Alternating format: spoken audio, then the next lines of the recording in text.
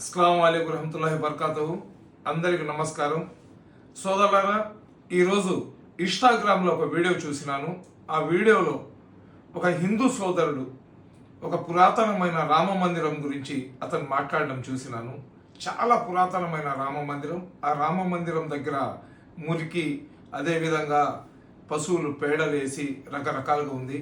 అతను అందరికీ రిక్వెస్ట్ చేస్తున్నాడు, ఈ పురాతనమైన రామ మందిరాన్ని ప్రభుత్వం కానీ ఎవరైనా దాతలు ముందుకు వచ్చి ఇక్కడ ఉన్న ఏదైతే గలీజు ఉందో దాన్ని తొలగించి ఈ రామ మందిరంలో భవ్యమైన రాముడి, లక్ష్మణుడి, సీతాదేవి విగ్రహాలు ఉన్నాయి.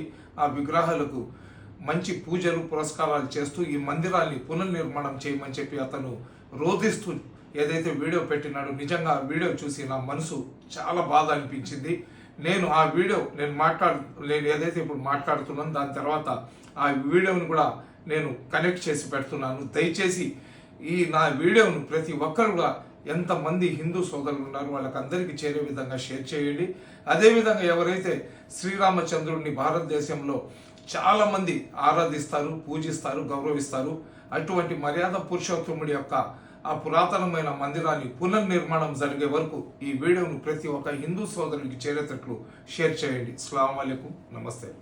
అనే గ్రామంలో ఒక రామాలయ దుస్థితి గురించి వీడియో పెడితే కనీసం ఆ వీడియోని ముందుకు తీసుకెళ్లే ప్రయత్నం కూడా చేయలేదు. చాలా అంటే చాలా బాధగా అనిపిస్తుంది. ఎందుకు పనికిరాని ఎన్నో వందల వేల వీడియోలు లక్షల కోట్ల మందికి చేరుతున్నాయి. అత్యంత పురాతనమైన ఒక రామాలయ పరిస్థితి గురించి వీడియో పెడితే మాత్రం ముందుకు తీసుకెళ్లలేకపోతున్నారు. ఇంతకంటే దౌర్భాగ్యం మరొకటి ఉండదు. మీకు చేతులెత్తి మొక్కుతున్నా, దయచేసి స్పందించండి అయ్యా. మనమందరం కలిసి ఈ వీడియోని ముందుకు తీసుకెళ్తే ఈ రామాలయం దగ్గర చేస్తున్న ఈ చండాలం దూరం అయిపోతుంది. తిరిగి ఆలయం బాగుపడుతుంది. ఇప్పుడు నువ్వు ఈ వీడియోని చూసి కూడా అలాగే వెళ్లిపోతే మాత్రం ఈ రోజు ఈ రామాలయం ఎదుర్కొంటున్న ఈ దౌర్భాగ్య పరిస్థితికి ఒక ముఖ్య కారణం